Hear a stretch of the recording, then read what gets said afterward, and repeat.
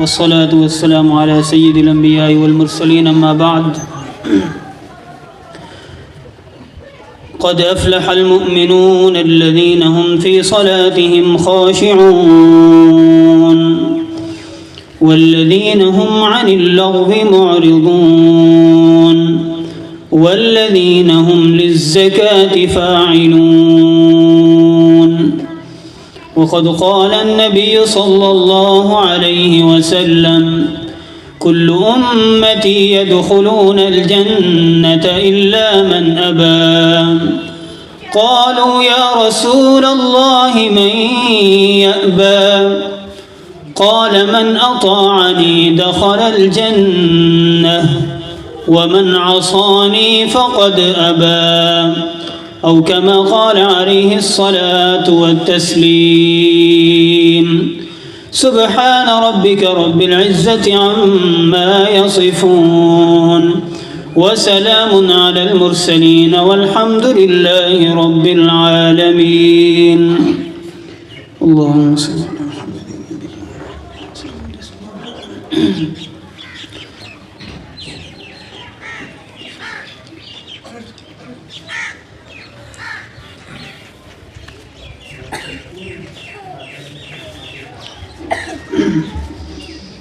محترم سامعین گرامی قدر،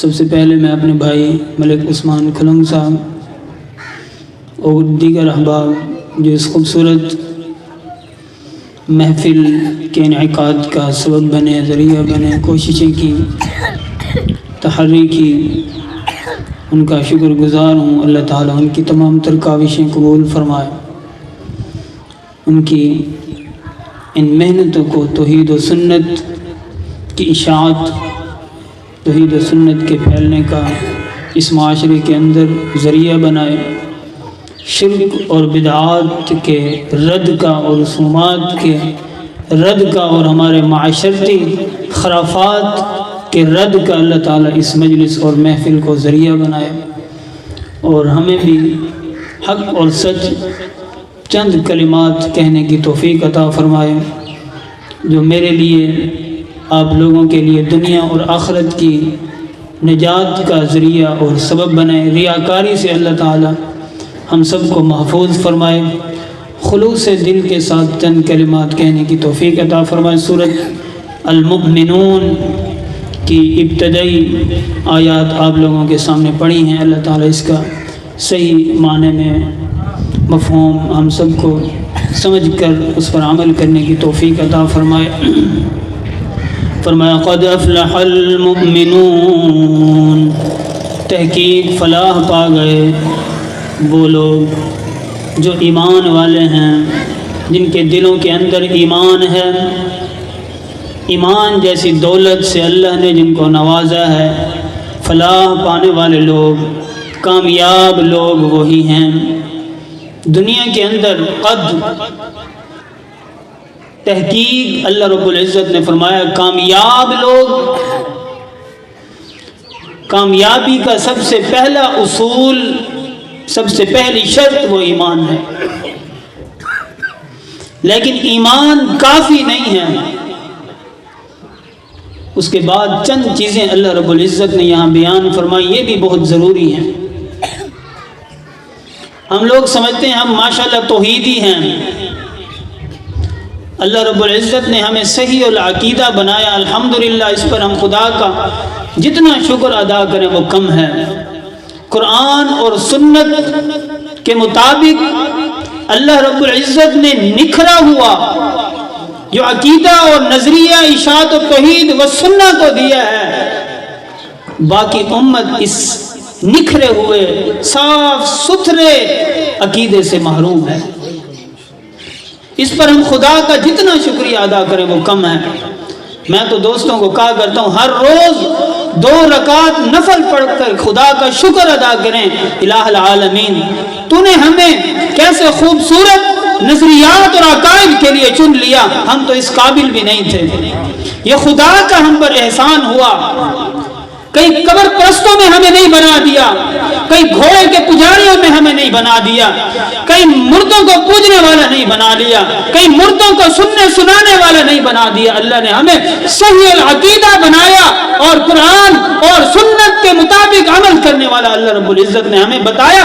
یہ عقیدے کی نعمت جس کے بارے میں رسول اللہ صلی اللہ علیہ وسلم نے فرمایا من قال لا الہ الا اللہ دخل الجنہ، وہ عظیم نعمت وہ ہمیں اللہ رب العزت نے عطا فرمائی ہے، اس پر خدا کا شکر ادا کریں۔ ہمارے پاس وہ عظیم سرمایہ ہے، وہ نعمت ہے، روزانہ اس کا خدا کے سامنے شکر ادا کریں، خدا کے ناشکرے نہ بنیں۔ اس لیے ہماری باقی سب سے زیادہ ذمہ داری بنتی ہے کہ اعمال میں بھی ہم اس کا حق ادا کریں۔ یہ کافی نہیں ہے۔ سورۃ بنی اسرائیل میں اللہ رب العزت نے فرمایا وَمَنْ أَرَادَ الْآخِرَةَ وَسَعَى لَهَا سَعْيَهَا وَهُوَ مُؤْمِنٌ وَمَنْ أَرَادَ الْآخِرَةَ، جو آخرت کا طالب ہے، جو اپنی آخرت کو سنوارنا چاہتا ہے، جو اپنی آخرت کو بنانا چاہتا ہے، جو حقیقی اور ابدی اور دائمی زندگی کو حاصل کرنا چاہتا ہے، جو اس دنیا کے اندر کامیاب ہونا چاہتا ہے، جو دنیا کی حقیقت کو سمجھ گیا ہے کہ یہ دنیا اور دنیا کی ہر چیز فانی ہے، دنیا کی نعمتیں بھی فانی ہیں، یہ جوانی بھی فانی ہے، یہ صحت بھی فانی ہے، یہ مال دولت، یہاں تک کہ ہمارے اندر جو سانسیں چل رہی ہیں ایک دن یہ بھی ختم ہو جائیں گے، یہ رشتے ناطے بھی ختم ہو جائیں گے، سب کچھ ختم ہو جائے گا، باقی رہنے والی ذات ہے تو وہ اللہ رب العزت کی ذات ہے اور آخرت کا جہاں ہے جو اصل اور حقیقی جہاں ہے۔ پچھلی آیت میں اللہ رب العزت نے فرمایا من کان یرید العاجلہ عجلنا له فیہا ما نشاء، جو دنیا کے طالب ہیں، جو جلدی چاہتے ہیں، جلدی فائدہ چاہتے ہیں، جو بظاہری فوائد حاصل کرنا چاہتے ہیں، تو اللہ نے فرمایا دنیا کی بقدر جو ہم چاہتے ہیں ما نشاء وہ دے دیتے ہیں، لیکن ہم دنیا کے طالب نہیں ہیں، ہم آخرت کے طالب ہیں۔ ومن اراد الآخرہ اور وسعى لها سعیہا، صرف طلب کافی نہیں ہے، وسعى لها سعیہا، اس کے لیے ہمیں دن رات کوشش کرنی پڑے گی، اس کے لیے ہمیں رسول اللہ صلی اللہ علیہ وسلم کی سنت کو اپنانا پڑے گا، شریعت کو اپنانا پڑے گا، سنتوں کا بول بالا کرنا پڑے گا۔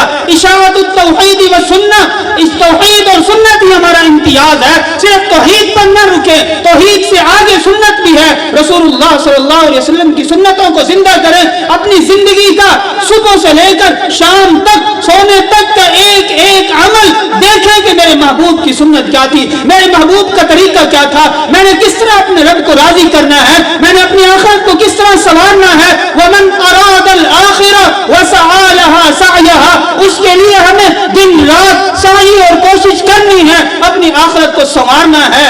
اور آگے بڑی عجیب بات فرمائی اللہ رب العزت نے، قرآن کا بڑا عجیب حسن و جمال ہے، بڑا کمال ہے قرآن، ہر آیت ایسی نکھری ہوئی اور ایسے انداز میں اللہ رب العزت سمجھاتے ہیں۔